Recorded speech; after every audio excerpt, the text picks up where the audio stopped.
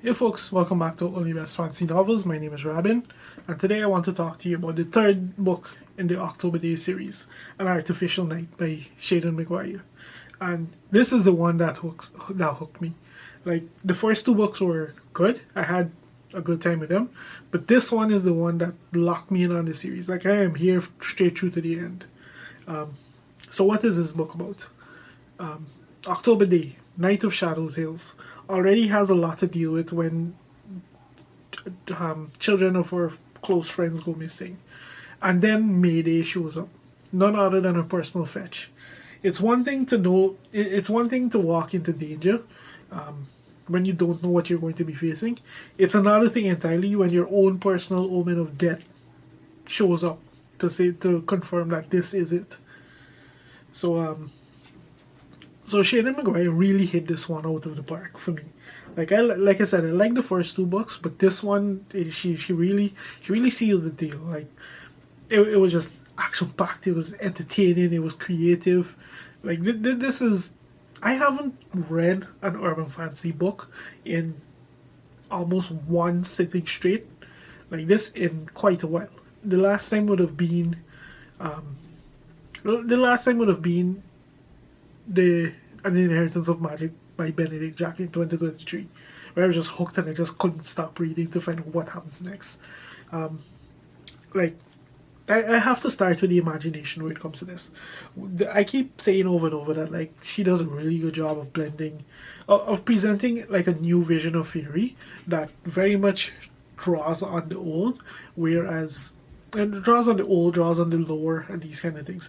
Whereas giving it her own unique creativity and her own unique twist, and we very much see that in this book, in the way that it's handled, and with the threats that are faced and the challenges and these kind of things. Like this book in particular, it does an incredible job of just blending beauty and horror in a really spectacular way, and the things that we see there and how we see them, like it's the way that she depicts them, it's the way that she describes them and almost narrates them to you, and the way they're presented to you as a reader that really captures just how incredible a job she's doing of bringing her particular vision of fairy to life.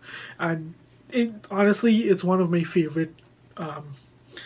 It's one of my favorite depictions of it to date, easily, with the way that it's being done in these books. Like she just does such a spectacular job of creating, just depicting just the strangeness of fairy, whilst very much giving it a human twist. Because at the end of the day, as much as these are very ethereal beings and whatever, like they are driven by very human emotions, desires, needs, and these kind of things, and that's something that she does a really spectacular job of capturing here.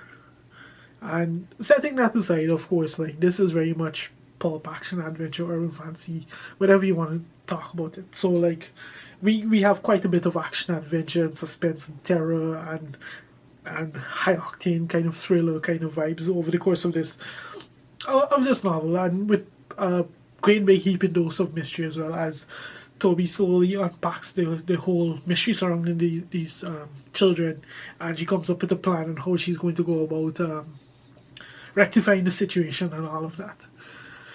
And oh boy, like this one, it really had you hooked, really hooked throughout, because the fact that the fetch appeared and all of these things, like there's no, you kept waiting for the shoe to drop, basically. So and on top of all of that, like because of the way that this particular situation is handled, of course there's a deadline. There's always a deadline, and that just intensifies the entire story. Like it was really really well done in terms of that. And that's even setting aside the whole fairy message, your perception of reality and time and these things. So there's that. And then naturally the big thing with Seanan McGuire is the character work, which is kind of surprising to say in these kind of stories, but she does a really spectacular job of it. Like obviously this book challenges Toby like never before in here, and And then we see just the toll that these missing children have, like this whole situation has on a few other characters, and even her sidekick, Quentin, and these kind of things.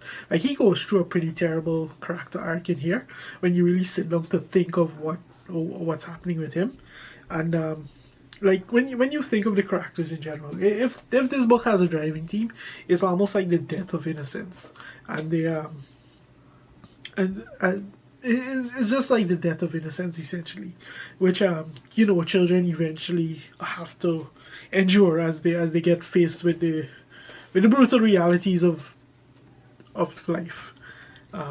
So of course this is quite a bit more fantastical than anything you or I have to deal with, but that's very much something that's kind of drilled home here, as much as they're children, they do have to like address very complex emotions because of what they endure over the course of this book. So and that's before we get to Toby herself and her drama surrounding her allies and these kinds of things. Like quite a bit goes on in this book in terms of like character drama and all of that. Not so much that it takes away from the intensity and the hype and the fast pace of the story, but enough that it gives it some meat on its bone in all the best ways possible. So yeah, like how else to sum it up other than this was a really fun book, and like I said, this is the installment in the series that made me decide, okay, I'm going to read this series straight through to the end. Even if it hits a rough patch, I'll be here straight through to the end. Yeah, that's pretty much all I have to say about An Artificial Night.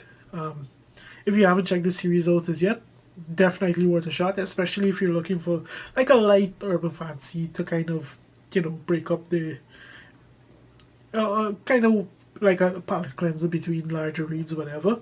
Like these books are it should definitely be considered. Yeah, that's pretty much all I have to say about this.